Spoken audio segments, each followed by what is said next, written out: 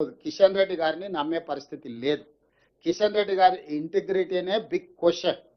ఇంత కీలకమైన సమావేశాన్ని ఇక్కడ మేము పెట్టి అఖిలపక్షాన్ని పిలిచి మీరు రాండి, మీరు సహకరించండి అంటే వీడికి రాకుండా నాకు పని ఉంది ఢిల్లీలో అని పోయిండు మంచిది, వేరే మీటింగ్లో ఉన్నాయన్నాడు. వేరే మీటింగ్లో ఉన్నాయన రేపు పొద్దుగాల మేము జలశక్తి మినిస్టర్ని కలిసి ఉంది మాతో కలిసి అంటే ముందుగానే పోయి ఆయనకు వాళ్ళు ఏమొచ్చినా వాళ్ళకి ఏం మాట ఇయ్యకు, ఇది కట్టుకొని చంద్రబాబు నాయుడు కట్టం పోతే నా మంత్రి పదవి అవుతాయి. ఎందుకంటే ఇప్పుడు మోడీ గారు చంద్రబాబు నాయుడు మద్దతు ఉపసంహరించుకుంటే మోడీ ఉండడు, మోడీ దిగిపోతే కిషన్ రెడ్డికి ఉద్యోగం ఉండదు.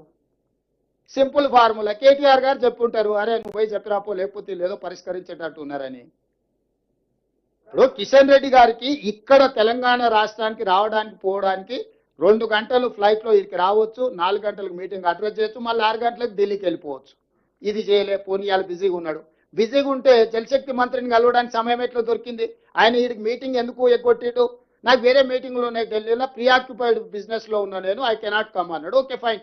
కేంద్ర మంత్రి నిజంగానే ముందస్తుగా మేము 4 రోజుల ముందు చెప్పినాం, 4 నెలల ముందు చెప్పేది ఉండనేమో తెలియదు.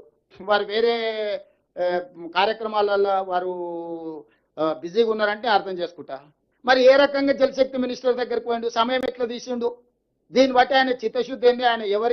ఆయన పోయి లోపల సీక్రెట్గా ఏం చెప్పిండు ఎవరు చెప్పాలా? ఏం మాతో పాటు వస్తే ఆయన కిరీటం పోతుందా?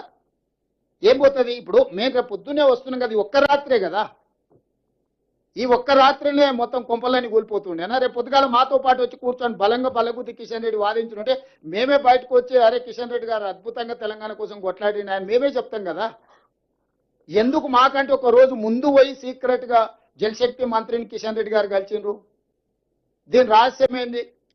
దీన్ని బట్టి ఇప్పుడు హరీష్ ఏమో అబద్ధాలు చెప్తాడు, కిషన్ రెడ్డి ఏమో పరోక్షంగా సహకరిస్తాడు. పార్లమెంట్ ఎన్నికలలో వీళ్ళు అవయదానం చేసి వాళ్ళకి 8 సీట్లు ఇచ్చారు. ఇప్పుడు వాళ్ళ సావు బతుకుల మధ్యలో ఉన్నారు. వాళ్ళని బతికించడానికి తెలంగాణ సెంటిమెంట్, నీళ్ళ సెంటిమెంట్, వాళ్ళ చేతి కాగితం ఇవ్వాలని కిషన్ రెడ్డి అన్ని రకాలుగా తెలంగాణకు ద్రోహం చేస్తున్నాడు. ఇప్పుడు వీళ్ళు అవయదానం లేకపోతే వాళ్ళు 8 సీట్లు ఎన్నికలు వస్తాయి.